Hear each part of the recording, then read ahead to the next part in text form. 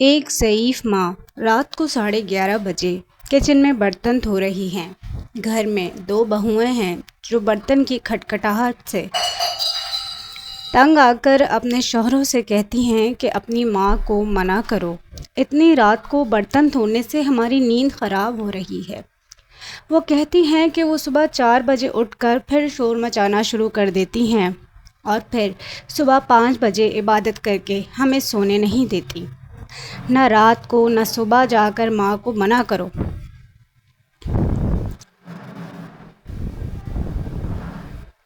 بڑا بیٹا اٹھتا ہے اور کچن کی طرف جاتا ہے۔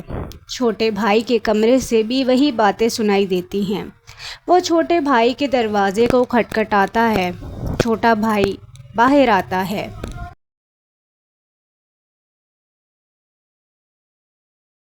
دونوں بھائی کچن میں جاتے ہیں اور ماں کو برتن دھونے میں مدد کرنے لگتے ہیں۔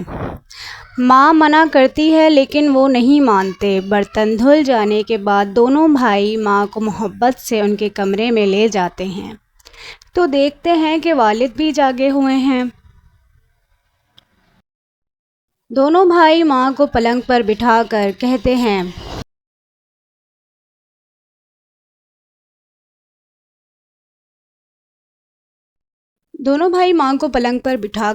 ہیں ماں صبح جلدی اٹھا دینا، ہمیں بھی عبادت کرنی ہے اور صبح والد کے ساتھ ورزش بھی کرنی ہے۔ ماں کہتی ہے ٹھیک ہے بچے۔ دونوں بیٹے صبح جلدی اٹھنے لگتے ہیں۔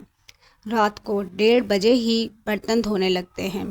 دونوں بیویاں کہتی ہیں ماں کرتی تو ہیں، آپ کیوں دھو رہے ہیں؟ بیٹے نے جواب دیتے ہوئے کہا ہمارا شادی کرنے کا ایک سبب یہ بھی تھا کہ ماں کی کچھ مدد ہو جائے گی، لیکن آپ لوگ یہ کام نہیں کر رہی ہیں۔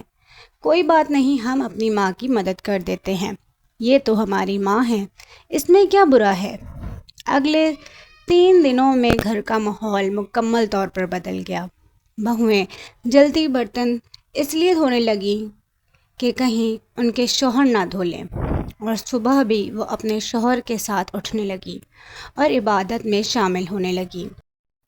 چند دنوں میں پورے گھر کے ماحول میں مکمل تبدیلی آ گئی۔ بہویں ساس اور سسر کو مکمل احترام دینے لگیں۔